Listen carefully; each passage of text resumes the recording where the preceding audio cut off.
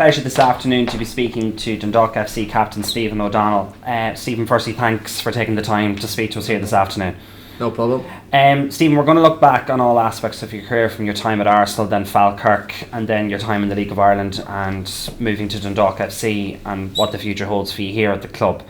Born and raised in Galway, you played for Newcastle, and then you were signed as a youth at the age of 15 for Arsenal. How many years did you spend there? I went to Arsenal after my junior cert, so at 15 and a half, and was there till 19, so 3.5 years spent at Arsenal. Well, I think the way Arsenal was run, it probably still is the youth teams play the same brand of football as the first team, so it's all passing pretty much. So, you know, in that aspect, you were taught to be comfortable on the ball at an early age, and all through the youths and reserves and first team. So, I suppose being able to control the ball and deal with the ball comfortably would be the biggest thing I've learned, you know.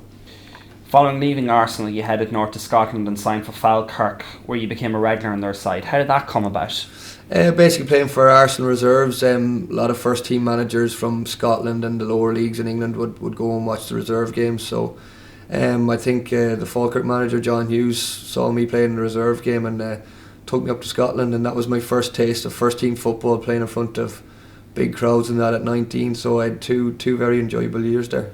Falkirk were a team like that. We were good to watch, and you know, we played nice football. So I suppose it was a continuation on of being comfortable with the ball at your feet and being able to deal with the ball. In the summer of 2007, you decided to come home and you signed for Bohemians for a season and a half. You had a very successful time there. What was it like to play in a team that was very, very dominant in the League of Ireland at the time?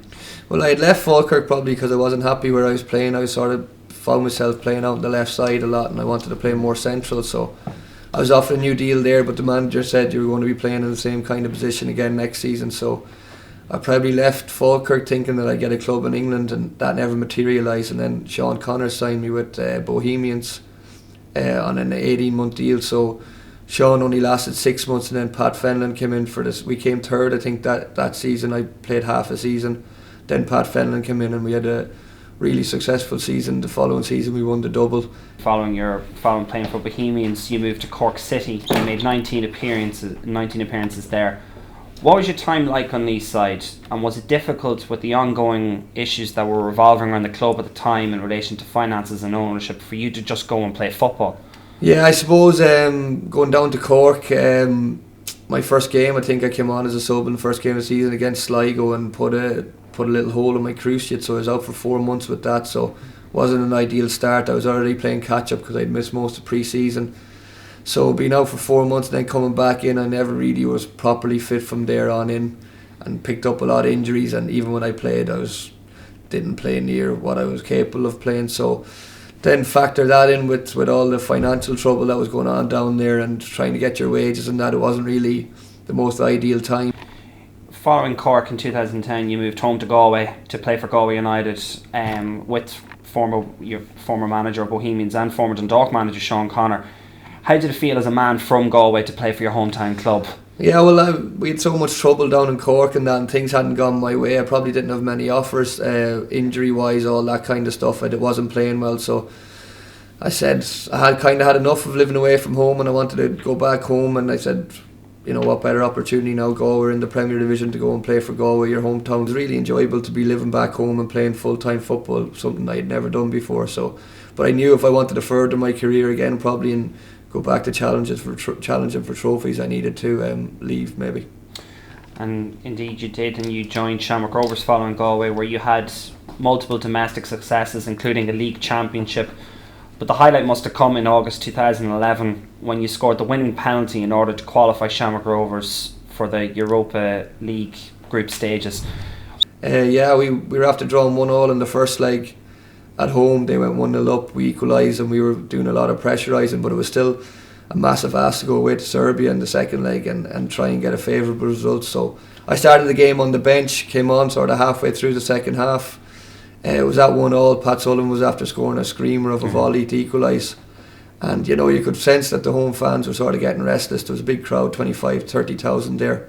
They'd obviously expected to come and see their team roll over an Irish team, but you know, we were hanging in there, and then we got a penalty in extra time, and I don't think anyone really fancied to take it, so I said I'll take it, and thankfully the rest is history. I went in, and we held on to win 2-1 after extra time, which was, a historic result in Irish domestic football, and first time an Irish team has qualified proper for European group stages. Following you leaving Shamrock Rovers, you spoke to me previously that your initial thoughts was going home to Galway and settling down there and seeing what the next path was, but then Stephen Kenny called. Being honest, at the time I didn't have much interest because my sort of love for football had gone a little bit. I'm sort of sick of being injured. But as I said, that was my own fault. But I said I'd meet Stephen anyway, out of courtesy, I suppose. And then from that first meeting, he sort of began to persuade me, and by the end of it was the best decision I've ever made, I suppose. What was your initial reaction, coming into this club, knowing that the issues that they had faced the previous year, and not only that you were given the task of captaining the side, knowing everything that had gone on the previous year with the change of ownership and with the relegation playoff? Yeah, I suppose no one knew. We all turned up for the first day of pre-season and no one knew each other, so no one had a clue how it was going to go, really. We could have easily been in a relegation battle for all we knew, as well as challenging for the league, so no one knew. And the manager brought me in and asked would I like to be captain, because I suppose we had a very young team, which we probably still do, and it was me and Mark Rossiter who were probably the two oldest and most experienced. The rest were all boys, 22, 23, so I was delighted with the opportunity. On the 18th of April of that year, you suffered a major injury against Shamrock Rovers. You tore both your anterior and posterior cruciate ligament. I'm going to be honest, I can't imagine what you were going through when you heard that news. Yeah, well, the original news was far worse than what it was. I damaged my anterior cruciate, but I didn't really need an operation on it, so that took down the timescale of the recovery. I basically done everything else in the knee, but once the cruciate didn't need to be touched really or operated on, my recovery time was around 5.5 months instead of maybe being 7 or 8 months. But yeah, it was bad news. I think the surgeon told me the next day, that the original surgeon, that it could be lights out, minimum a year, I think, if you were to get back. So at my age, I was what age, 27, 28. That's bad news to get, especially when you're enjoying your football so much and the team had started off the season well. But thankfully it all worked out well in the end, and I got back to sort of redeem myself from what was a stupid tackle. 24th of October 2014, Dundalk won the title after a 2-0 win at home in a sold-out deciding game against championship rivals Cork City. From a personal point of view, pre-game, how were you feeling knowing that you had made your recovery coming back from the injury? You'd played against Shamrock Rovers the week previously. I actually remember vividly seeing you before the game. We were rushing to get you a set of keys in order for you to go down to the backfield to do a fitness test.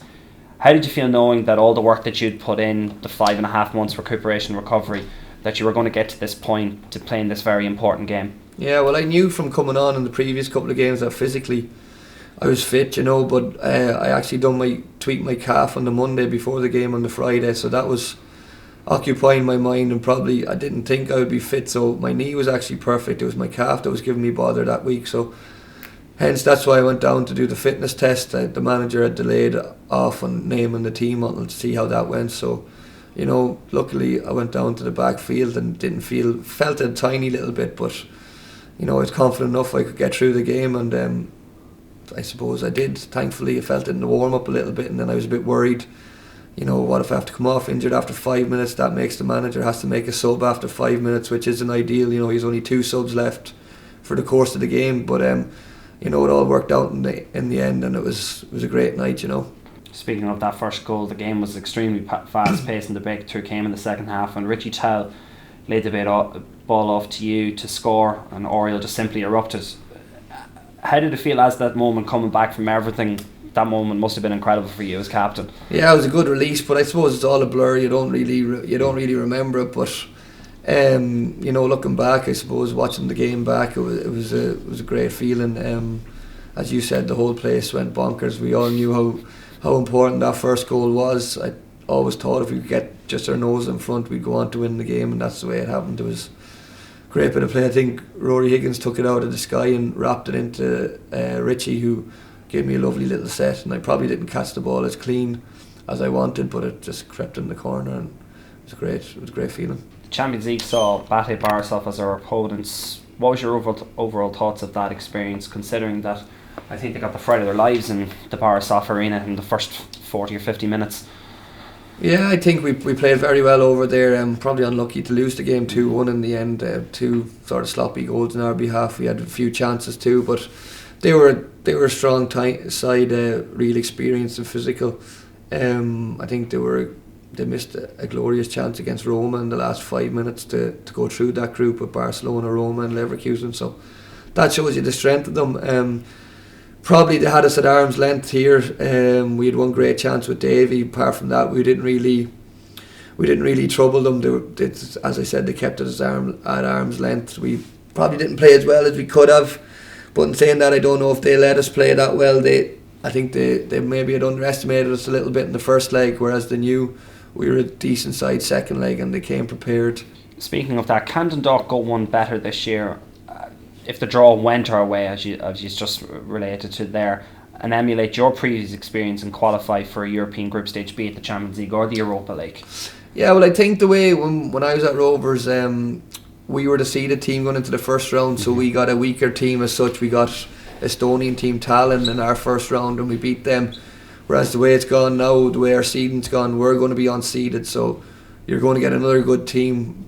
Hopefully maybe not as good as Bade. That was probably the hardest team we could have got last season, but it's going to be, whether it's a Scandinavian team or that, it's going to be a very good side. So you're going to need a little bit of luck. You're going to need to play your best again to get through over 2 legs, but something we'll be really looking forward to come the time. But the biggest hurdle might be getting over that first round. Then even if you lose your second round, you're going into the final qualifying of the Europa League. So I think the key is to win the first round, and then you have a right chance of qualifying probably for the Europa group stages. Dundalk clinched their back-to-back titles in Tallinn, a game which we had to wait for the result to come in between Cork and Drogheda.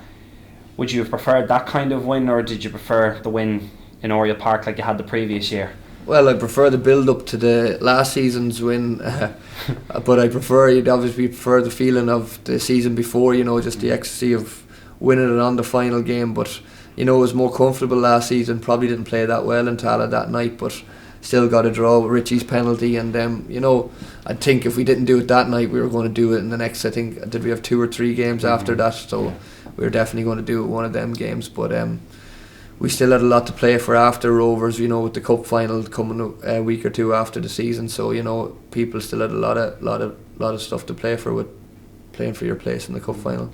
Speaking of which, the 8th of November 2015, we won the FA Cup, securing a double of 1-0 extra time win over Cork City thanks to a Richie Tell goal. It was a great occasion, but you got injured the week before, so you had to start the game from the bench. What was it like coming on to the game of such high importance in the Aviva Stadium? Yeah, I probably didn't expect to come on as early, but unfortunately Sean Gannon got a bad ankle injury, so even when he went down, I still didn't expect I was coming on. I didn't see the change that the manager was going to make and put Chris Shields right back and put me in the middle, but I was delighted to get on. Pulled my sort of groin again in the 10 or 15 minutes into the second half, so I definitely didn't have 90 minutes in me, so it was a good decision by the manager. But I think we were so dominant possession wise, it didn't really matter. I just sort of sat there in midfield and let the other boys do the running around, I suppose, and doing the damage. But we probably didn't play as well as we could have in the final third with all the possession we had. We could have won a lot more comfortably, I felt, if we had been sharper maybe, everyone all around the pitch of creating chances and taking our chances. But it was great the way we won it in extra time. We were the team doing all the pressing, and Horgs went on one of those unbelievable runs and squared it. You always know Richie's going to be in the box, and it was a great finish. So it was a great ending to a great season. Finally, Stephen, your drive, your courage, your experience have all been one of the main forces of Dundalk's recent successes. Summing up your time here at the club.